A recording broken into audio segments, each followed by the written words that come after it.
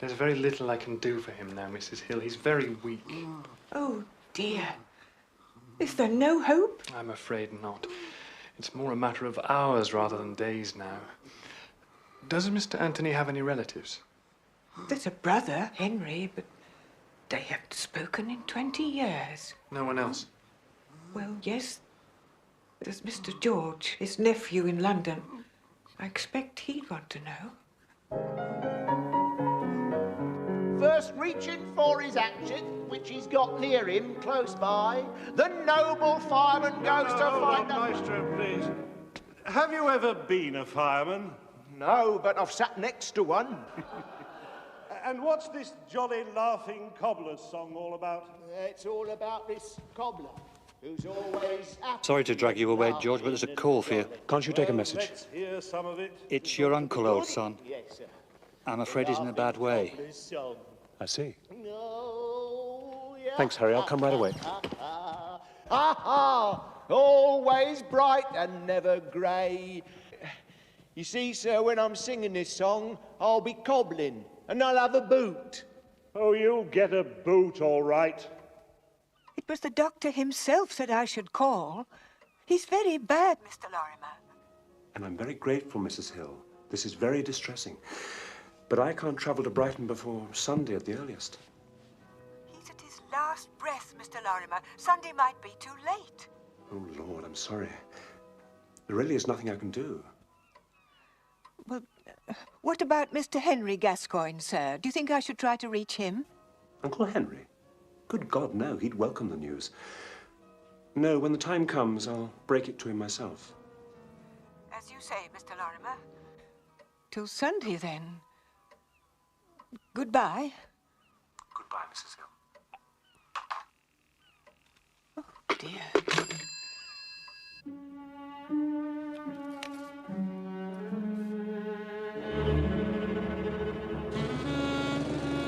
And following England's defeat in the first test at Trent Bridge, the selectors have made two changes.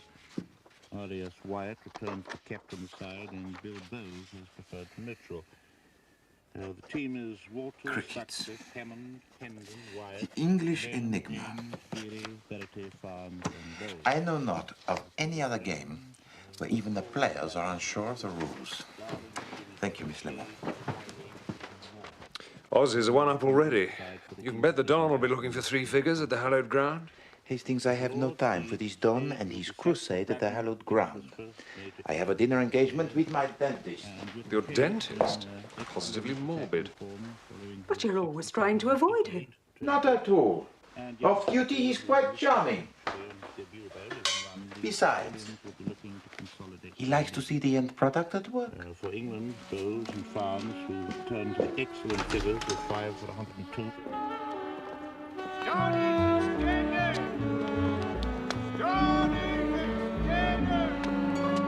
won't get any of your fancy French kickshaws here, I'm afraid, Poirot. Just good, well-cooked English fare. And I could ask for nothing more, Bonington, my friend. Yes, well, I place myself in your hands unreservedly. Yes? Absolutely. Ha! Yes. Well, where's Molly? Yes, sir.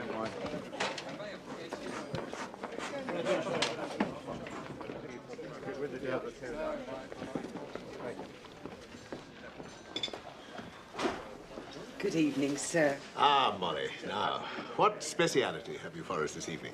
You're in luck today, Mr. Bonington. There's your favourite, roast turkey with chestnut stuffing and fillet of sole to start. Oh, excellent. For both of us. Now, here is a girl who knows exactly what I like, Poirot. Well, I ought to know by now, sir, I'm sure. Do people always like the same thing? Mostly, sir. Though I'll tell you something odd. You see old Mr. Gascoigne sitting on his own over there?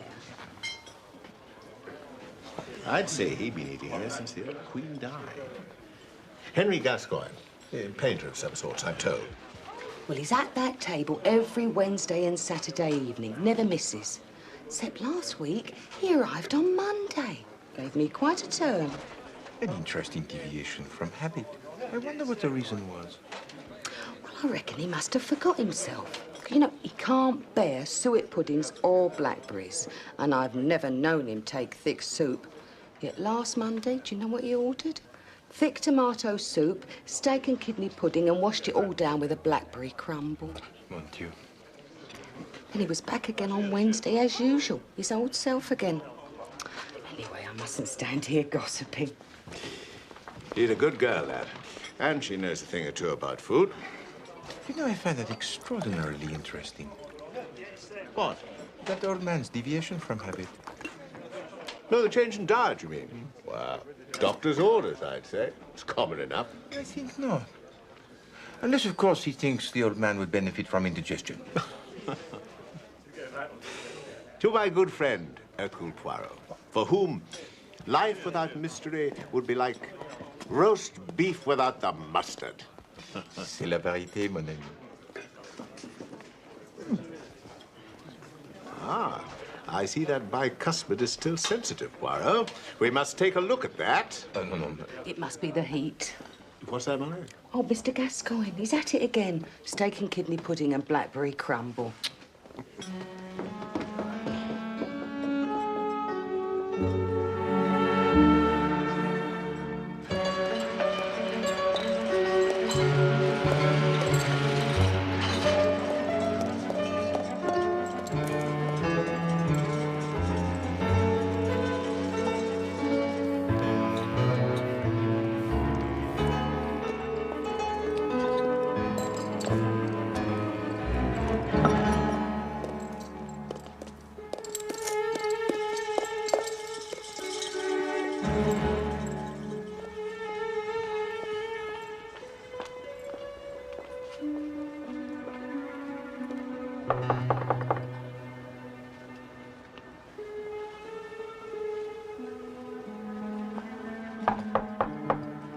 Hello?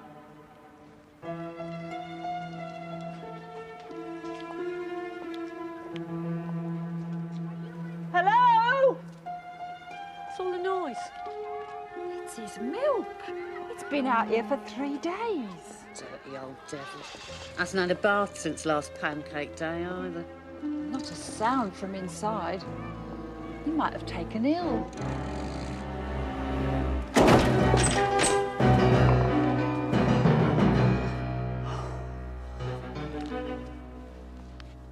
Cold as ice. Oh, poor love. Must have taken a fall.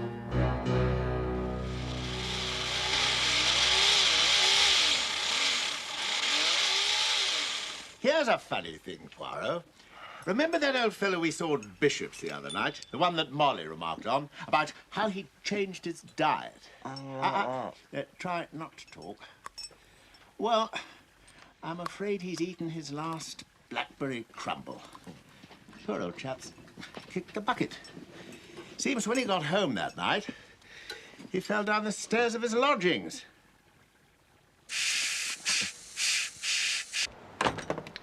Yes, he's lived here as long as anybody can remember. Kept himself to himself. You never spoke? Well, we'd pass in the street of an evening and say hello. Except last week, I might have been a ghost. He walked right past me and never said a word, he did. Excuse me, madame. Do you remember which day last week?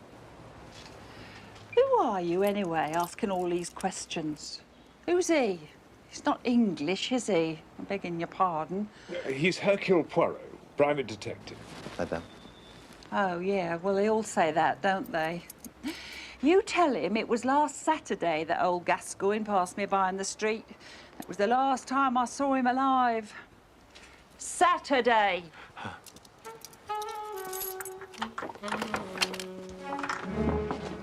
He was lying just here in his dressing gown and slippers. Shabby old thing it was. Wouldn't surprise me if he didn't trip over the cord or something. Tripped over the cord. Yes, thank you, madame. And then you called the police? Yes. They just wrapped his body up in a blanket and carried it out. Didn't pay much attention to anything else. Poor old devil. Did Monsieur Gascoigne receive many visitors, madame? Only his model. He was an artist, you see. She's up there now. Thank you, Madame Malin.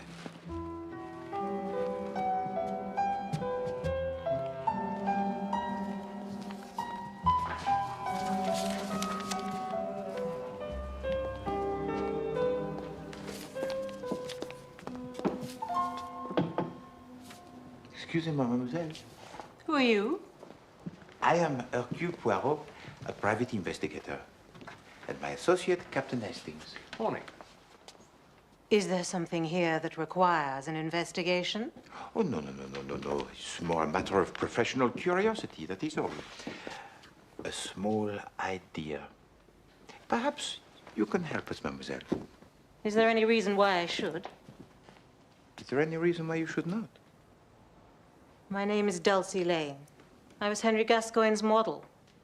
What else do you want from me? Ah, but no, but that is most helpful. The bond between the artist and his model is legendary. Really? Oh, yes. But you would have noticed if his behavior had been in any way unusual. I doubt it. Painters' behavior is always unusual. They can never make up their mind whether to commit suicide or give a party. So, nothing out of the way about him? No, no worse than any of them. He had some odd arrangement with his agent, I believe. Peter Makinson. But you'd have to ask him about that. An agent? So he was successful then? Don't be misled by all this. Henry wasn't a poor man, just mean. Did he have a family? No, there was a nephew that he mentioned from time to time, a music hall man. There was a brother, too, somewhere or other. Anthony. Yes, Anthony. But there'd been a falling out between them. He certainly never spoke of the man like a brother. Here. Remarkable likeness. They could have been twins. Yes. 2 pins in a pot. This small idea of yours, what is it? Oh, it's simply a notion. I saw Monsieur Gascoigne on the evening of his death. I was told that his behavior had recently been, how do you say, uncharacteristic. But more than that, the mantle of life should fit like a well-tailored suit of clothes, no? But he did not hang so well on that old man in the restaurant. You see, mademoiselle, I cannot accept that the fall of Monsieur Gascoigne was accidental.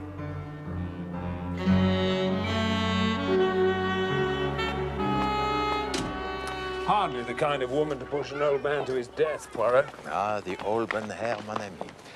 Always the auburn hair. No, I just find it pretty hard to believe, that's all. Well, she did not seem to be unduly upset by Monsieur Gascoigne's untimely demise. Oh, why should she? What about that brother, Anthony? Yes, we need to find the brother, but also the artist's agent, Peter Makinson. Thank you, driver.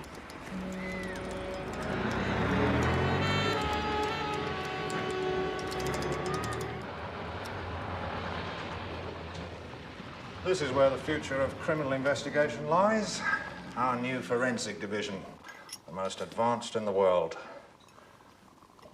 Won't be long before the likes of you and me will be gone forever. Cast onto the scrap heap of life like so much scrap. And you think there is nothing to save us? Not even all those little grey cells of yours, Gascoigne 8. We'll all be extinct, Poirot. Dinosaurs. Henry Gascoigne, 68 years of age, artist by profession. What's your interest in this, Poirot? Oh, he was an acquaintance of a friend of mine, and I merely wished to put his mind at rest. Died from a broken neck caused by a fall down the stairs. Apparently he was a recluse, bit of an eccentric. None of the neighbours can remember seeing any visitors that evening or the following morning. That evening? The estimated time of death was at or around 9:30 p.m. on Saturday, June the 16th. It's remarkable. Your forensic division is very precise, huh? Well, no. There was a letter in the old boy's dressing gown pocket. It was posted that morning in West 1 and arrived by the 9:30 delivery that evening. He must have gone down to collect it and fallen on his way back upstairs. I see. May I see this letter? The pathologist still got it with all Gascoigne's clothes. Perhaps you remember who might have sent it? No, I don't. It was harmless enough. Of course. Who was the pathologist, did you say? I didn't. You take it from me, Poirot. This case is closed. Yes, well, let us hope, Chief Inspector, that the forensic sciences of which you are so proud will not replace every aspect of the detective's work. Let us hope that camaraderie will still play a significant role, no? His name's Cutter. I'd better telephone him to make sure he knows what to expect. You see, Chief Inspector, we are still very far from being the species extinct. Au revoir, mon ami.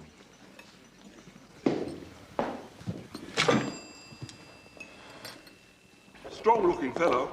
Had years in him, I'd say. Still got his own teeth. Gascoigne? And the cause of death was a broken neck? Yes. Second and third vertebrae here and here. You will also notice extensive bruising to the rib cage and to the arms and legs, consistent with a steep tumbling fall. Down the stairs, yes. Is it possible that Monsieur Gascoigne might have suffered a seizure of the heart, or perhaps that of the brain? No, he simply slipped and fell. I see. I believe you were able to determine the time of death with some accuracy. It's never an easy task to ascertain the precise time of death. But this letter confirmed your medical evidence, huh? Yes. Gascoigne had been seen in a restaurant at about 7:30 that evening. Yes, I was there myself. And this letter arrived with the 9:30 Evening Post? Yes. An examination of the contents of Gascoigne's stomach revealed that he had eaten a light supper 2 to 3 hours before his death. So it all fits together nicely, no?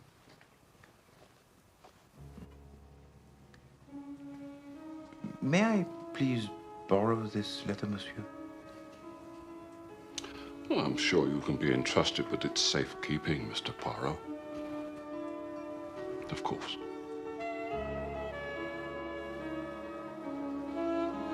Are you sitting down, Hastings? Yes, I am. Very good. I'm coming. Oh, fine. Now, Hastings, this is a recipe of my mother. Rabbit, cooked in the style of Liège. Well, I bet it's better than rabbit cooked in the style of Hastings. Yes, that is quite funny, Hastings. However, when you are grown up, you will find that food is not really the subject suitable for the humor. There. smells delicious. Bon. The aroma is the most important ingredient in any dish. No, Hastings. Use your spoon. That is the Liège way. To use the knife is an insult to the cook. It implies the meaty stuff. You're not eating? Oh, unfortunately, no. My left bicuspid is still causing me the considerable discomfort.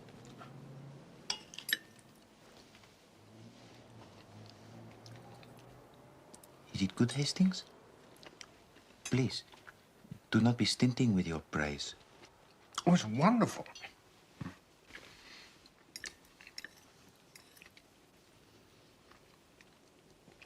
Tastes more, rabbity than any rabbit I've ever tasted. That is the juniper berries. Shall I give you some more sauce? No. Not yet. What was in that envelope they found in old Gascoigne's pocket? Huh?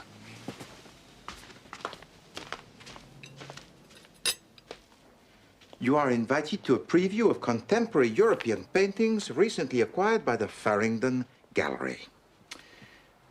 This may be both informative and pleasurable, Hastings. And it's tomorrow.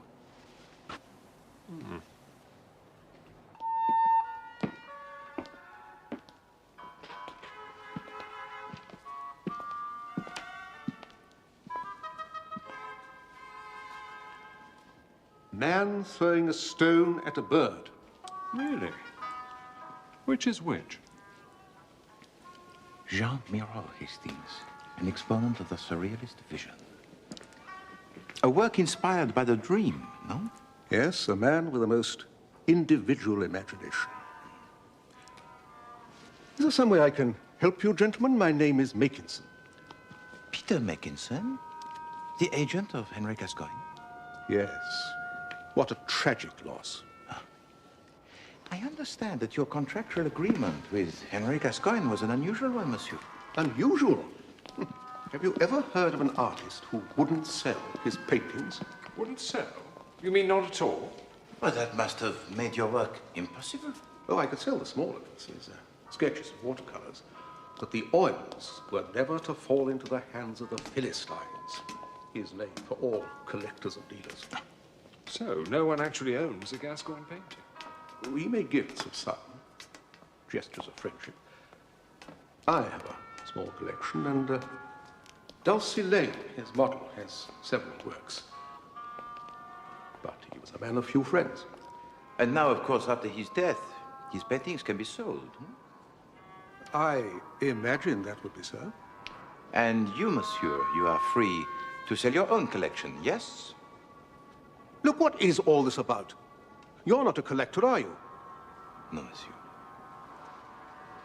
I am Hercule Poirot, a private detective, and I am investigating the circumstances surrounding the death of Henry Gascoigne. I see.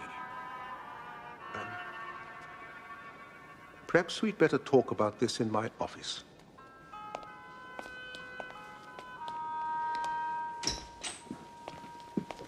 Gentlemen? Thank you.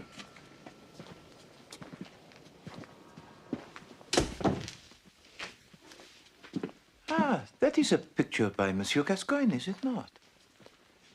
But not his usual model. No, that was painted years before he met Dulcie Lane. She is Charlotte Gascoigne, a rare beauty. His wife? No, Charlotte was married to Anthony Gascoigne, his brother. There was, I understand, some ill feeling between them. Yes. Henry arrived here one day with this painting and asked me to take it into safekeeping. For what reason?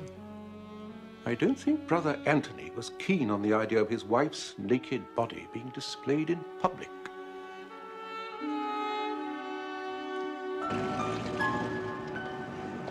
You know, the way I see it, Poirot, everyone stands to benefit from the old boy's death. Indeed, mon ami. His work was in demand, but unobtainable. His death will create much attention. Probably pushed the prices through the roof. Yes. Whoever is fortunate enough to own an original Gascoigne can expect to feather the nest, including Makinson and Mademoiselle Darcy Lane. Unbelievable. No, mon ami. Even the closest acquaintances could be tempted. Well, they could have played for lunch. Lunch? England won the toss, went into bat, Sutcliffe and Hammond were back in the pavilion before lunch. 78 for 2 at the end of the opening session. Chipperfield trapped them both. Lunch? Of course, Hastings, lunch. Don't you see? See what of it?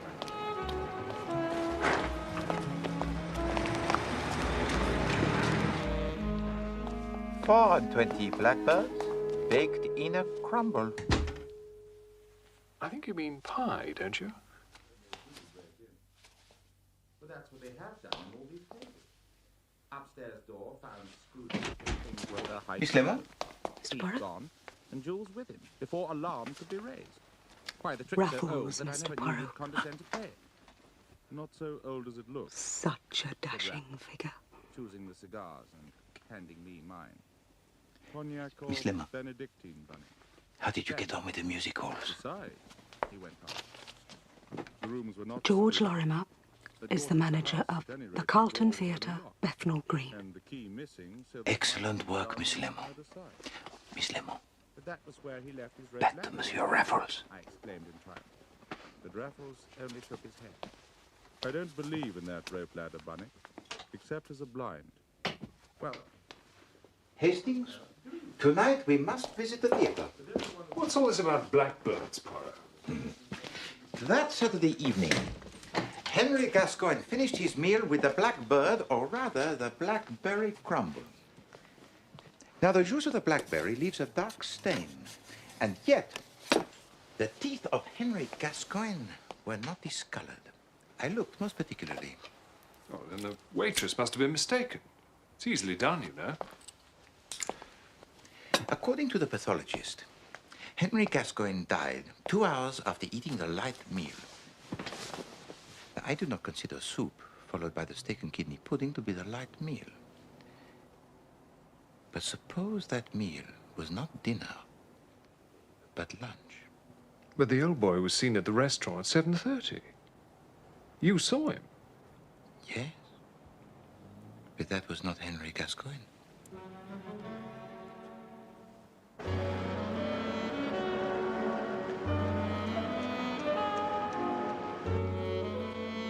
That Saturday night, mon ami, I dined not with Henry Gascoigne, but with his murderer.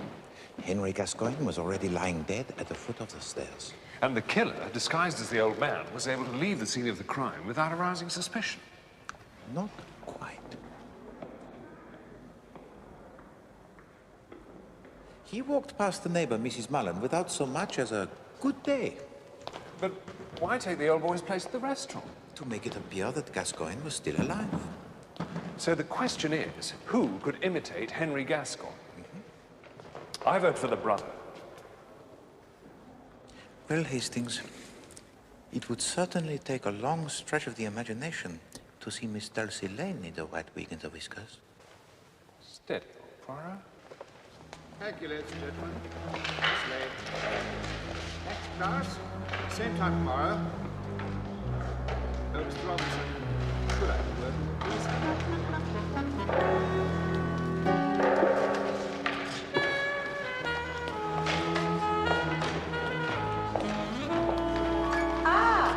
The detectives with a small idea. Please, mademoiselle, forgive this intrusion. Not at all, gentlemen. As you have already seen for yourselves, I have nothing to hide. No, we were up in the gallery. Miss Lane, I am now completely convinced that the death of Henry Gascoigne was deliberately arranged and by someone he knew well. Am I a suspect? I understand Henry Gascoigne gave you a number of paintings. Yes, 4 life studies. So you are aware, no doubt, of their value?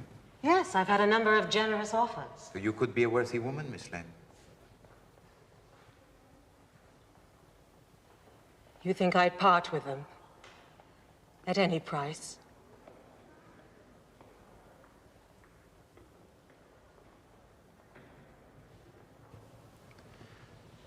Miss Lane, one final question.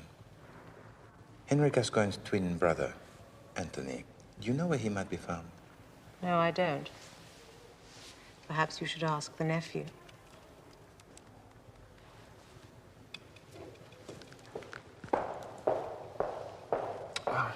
Thank you, Miss Lane.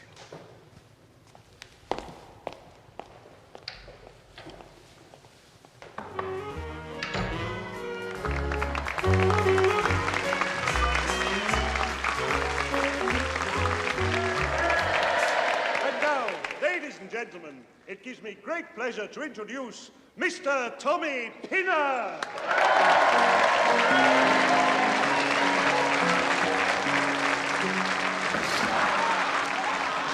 Well, who entered the masquerade as the old man? Then his twin brother. Yes, the idea seems most attractive, mon ami. I'll give you just one more chance. What else can you do? I sing a song. It's called Dinah, come and hold my hand. Dinah, come and hold your hand. Yes, sir. It sounds pathetic. And when it's over, Dinah comes out and holds me hand. Does she? Yes, sir. And that's the end. It certainly is. It's awful. Atrocious. Atrocious, sir? Yes. Oh. And the fireman, sir? Oh, that. Worse still. Oh, but, sir... Well, what now? Do you want a sword swallower?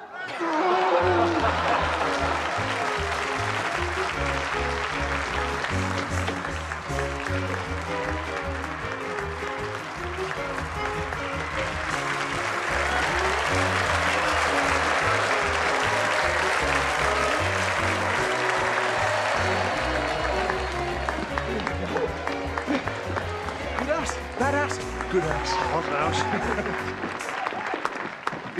I love you. Hey, got time for a quick one. Come in.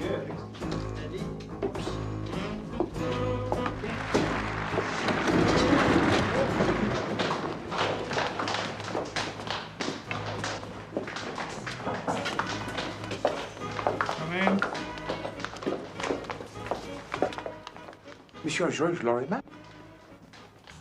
No, actually, I'm Harry Clark, George's assistant. He's not here tonight. Ah. Can you tell me where I might find him this evening, monsieur? Well, I'm afraid not. He's out of town. In Brighton, attending to his uncle's funeral arrangements. In Brighton? Yes, is there something wrong?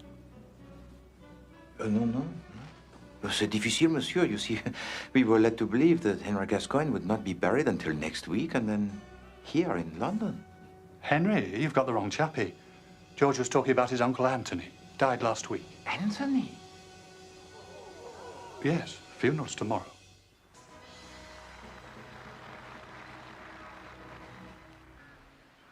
We therefore commit his body to the ground. Earth to earth, ashes to ashes, dust to dust. A quiet affair, is it not, Hastings? With both the brothers dead, there aren't many Gascoignes left to pay their respects. Not too many suspects left either, eh?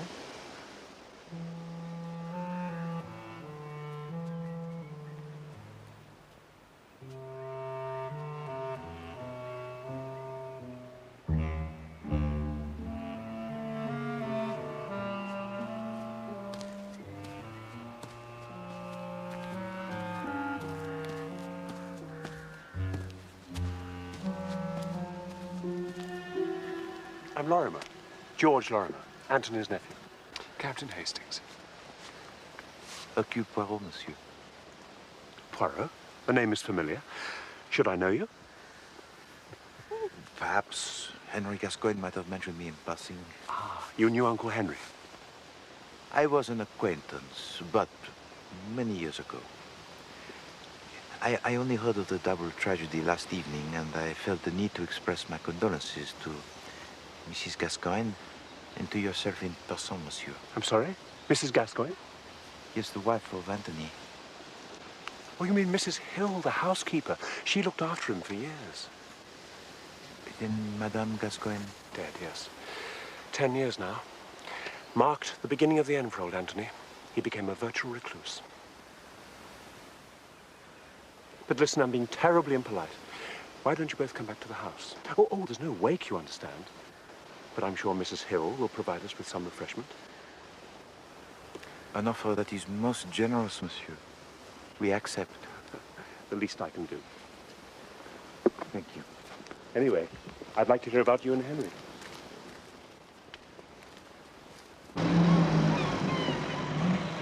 Henry's passion for painting once lit the small fires of my own imagination.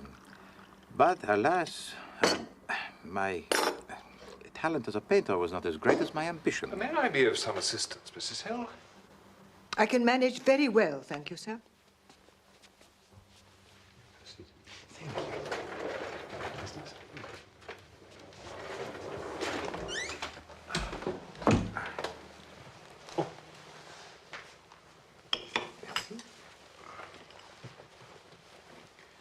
And the two brothers, they were twins?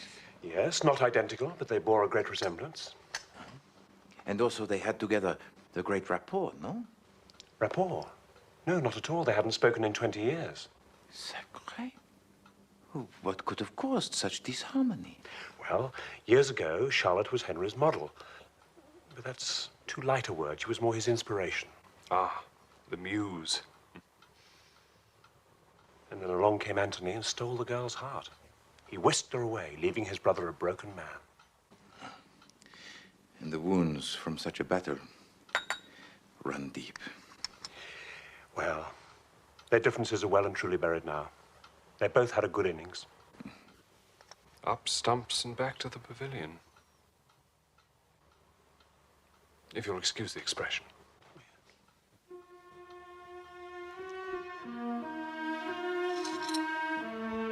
Painting orders. Please test results. A most distressing time for you, madame. Nursemaid and companion I was. Cook and cleaner all those years. And then he goes, just like that.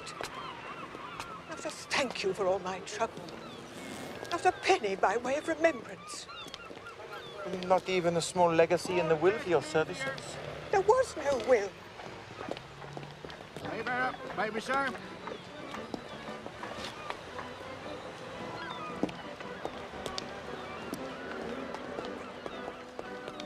Get your bags here. I expect it all goes to him, the next of kin. His right, I suppose, though he doesn't deserve any of it. Wouldn't come to see his uncle when he was at his last breath. Thank you so much. Let's get your bags here.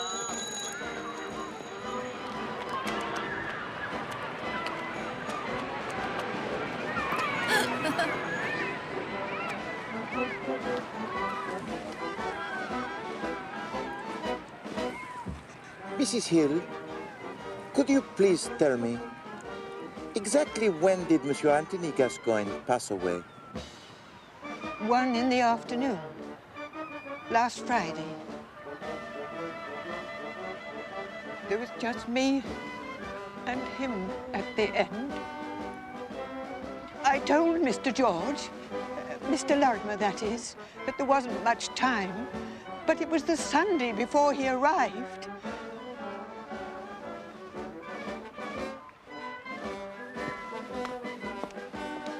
By tea on the second day, the Aussies are 63 without loss, chasing England's first innings total of 440. Leyland made 109 and Ames 120. You know, that's the first time a keeper's made a century in a test. I wonder if the weather will hold the... Hastings, the crickets. It occupies too many of your little grey cells. Mrs. Hill, thank you so much for giving us of your time. Would you like us now to walk you back to the house? No, thank you, sir. I just want to sit and listen to the band for a bit.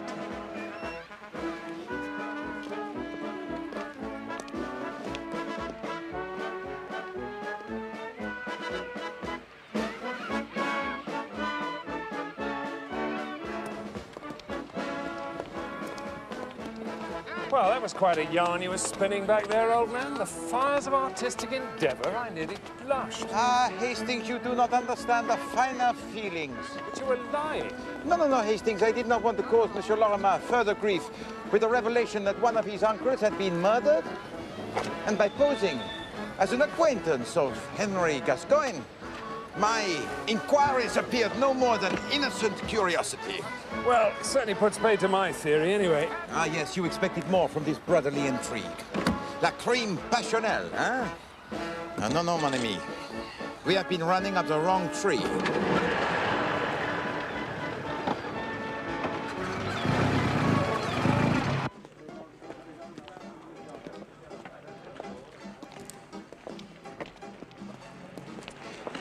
Twice every week, Henry Gascoigne walked from his house here to the bishop's chop house. So he was a man of routine. There would be no variation. Now that Saturday evening, after the impostor had pushed Henry Gascoigne to his death, he would have followed this route as a matter of course. Hastings, where of an evening can a man be seen to enter a place as one character and emerge as another completely different character? Well, could use a boarding house or a hotel. Without arousing the slightest suspicion?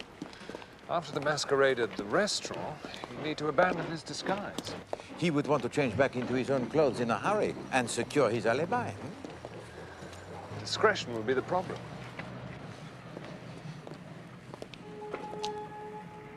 I think I have seen the answer, mon ami.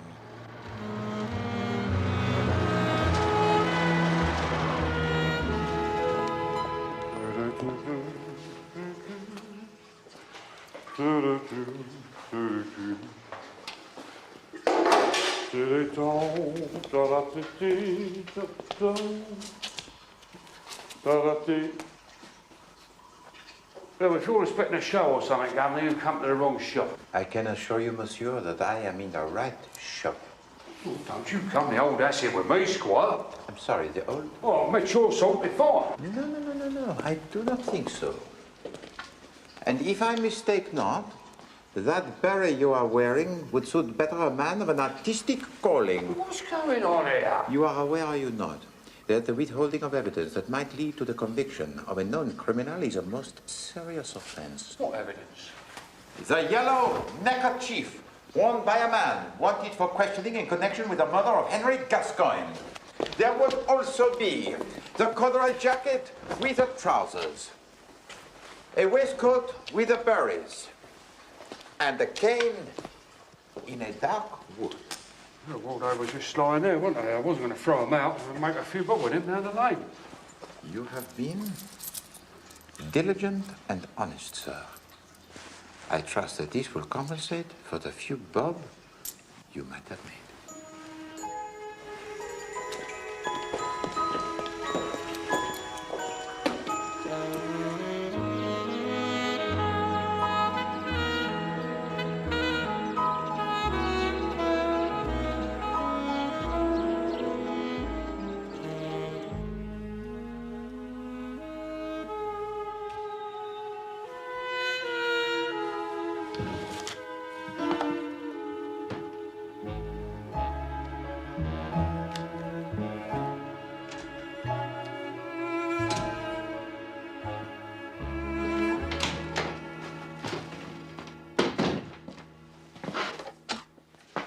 Well, Dulcie Lane was sitting for a life class from 1 until 5 on Saturday afternoon, so we can eliminate her.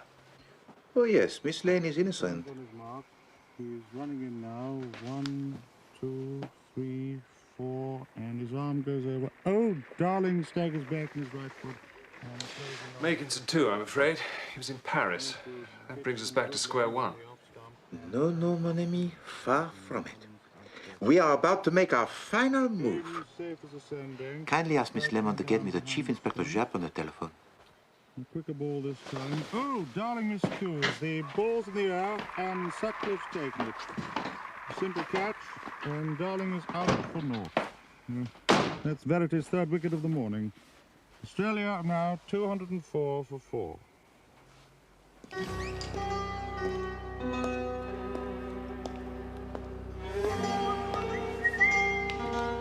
Afternoon, Freddie. Oh, no, sir.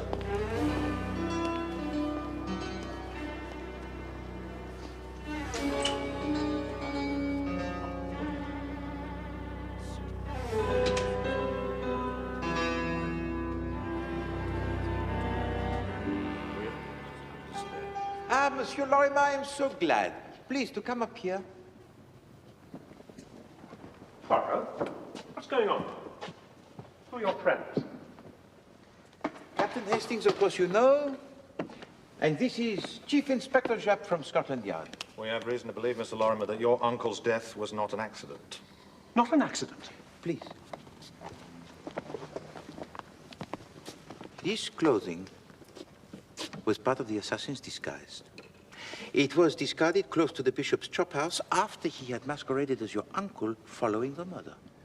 The strands of white hair are from the wig, sir. The darker hairs would be the guilty parties. They should be an easy match. Wigs? Masquerade?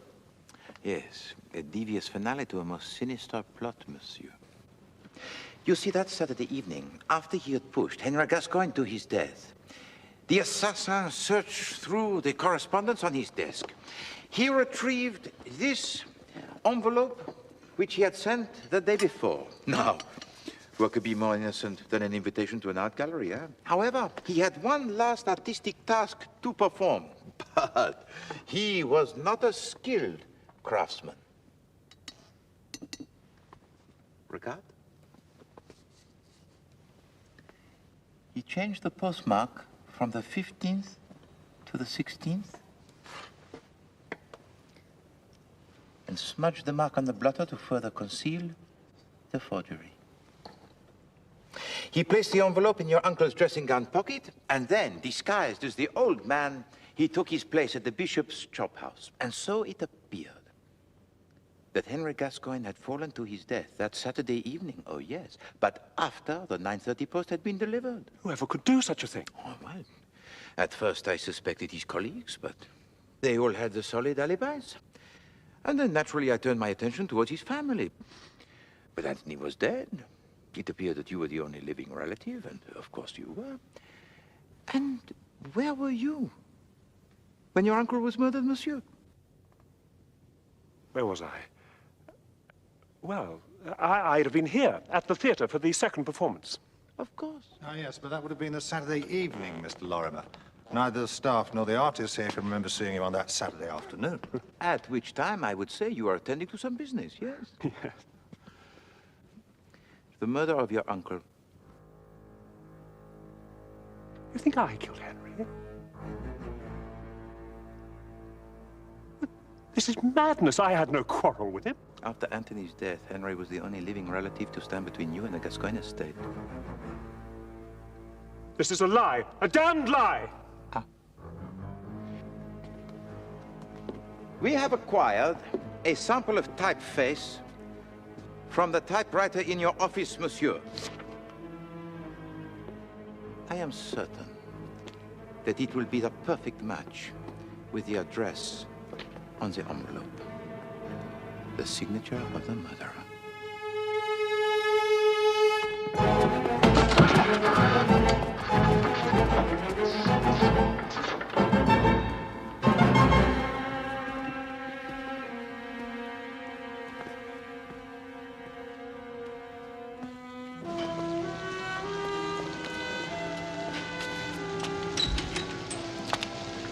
So it was the music hall act that made you suspect Lorimer? Well, it was a very good impression of an old man, and Lorimer must have seen him many times. Indeed. And Lorimer had been ready for many weeks. When Mrs. Hill, the housekeeper, telephoned with word of Anthony's imminent death, Lorimer knew that all of Anthony's money would go to Henry Gascoigne because there was no will. But why on earth would Lorimer masquerade as old Gascoigne on the previous Monday night? Dress rehearsal. Had to be sure of the disguise on the night. He nearly got away with it. Yes, but you cannot play Othello simply by blacking your face, eh? You have to think like a Moorish general. And Lorimer's performance was fatally flawed. Hastings, suddenly you look very pale. Are you feeling unwell? The test, Poirot. Extraordinary. Listen. Verity takes 14 wickets for 70 runs on a day when England bowl out Australia twice to win the second test. 6 wickets in the last hour. And after the weekend rains, you are surprised, mon ami?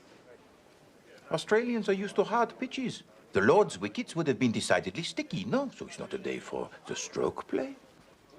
No, it's a day for the art of spin bowling. And Headley Verité is the greatest exponent alive. Bowling left arm, the leg breakers to the right-handers. He would have them marching through the long room in no time. Eh? He has flight variation, the Chinaman. And the most deadly quicker ball that dips into a yorker. Oh, yes. On such a day, Monsieur Verité would consider, what, 14 for 70? A fair haul. Ha ha ha ha